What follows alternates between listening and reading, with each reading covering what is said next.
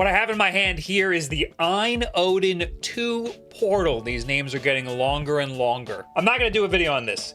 This has the exact same hardware and internals as the Ayn Odin 2 Max, and also this one, which is my current favorite, the Ayn Odin 2 Mini. These are the exact same. The only difference is one of them is mini and one of them is huge. And honestly, I like the mini because it's mini. I like playing games on this. I like how powerful it is, and I like the little small form factor. The whole front is one big piece of glass, so it's already a fingerprint magnet. Look at that. I barely use this. They're super powerful Android devices, so you can play PlayStation 2 and GameCube games beautifully on here. And I like the launcher that they come with. It doesn't come with emulators on it, but they're very easy to set up. And you get this nice Nintendo Switch-esque launcher. And I know what emulators play what games. So if I want to play Switch games, I can just click on that. Oh yeah, I can play Switch games. I forgot to say that, but you're not allowed to say that on YouTube. The big deal here, and the reason everybody's talking about this one, is because it has an OLED screen. That's not enough to blow me away these days.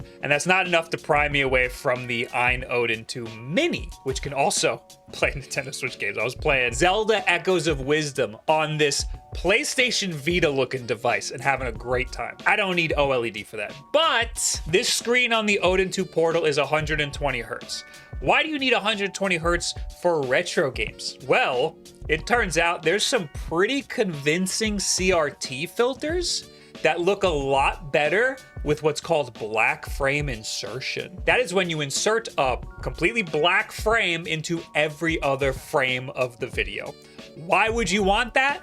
Well, it does a weird thing to the motion blur, and it is hard to show in video, but it looks kind of bonkers in real life. And it's just a setting within RetroArch. So if you have a 120 hertz monitor or higher, you can try it in RetroArch on your computer. Couple that with a nice CRT shader. I'm using, what is this, Geom, I think it's called. And these retro games are looking pretty sick. I even managed to get Mario 64 to look pretty good, even though that game is only like 30 frames. Also pair that with some widescreen hacks for SNES and Genesis games. Things can look pretty damn cool on here. Also, this thing, you can put Steam Link on it because it's just an Android device. So I'm Steam Linking, I didn't know it could do this, 120 hertz for my PC playing Marvel Rivals in a handheld, and it's pretty damn seamless. Still, these devices are $400, but I can understand why people were excited for this. If you're interested in this, I already did a whole video on the Odin 2 Mini, and they do a lot of the same stuff. But it might be enough for me to do a full video on just 120 hertz gaming for retro games, and that's what we got going on here. Would you be interested in that?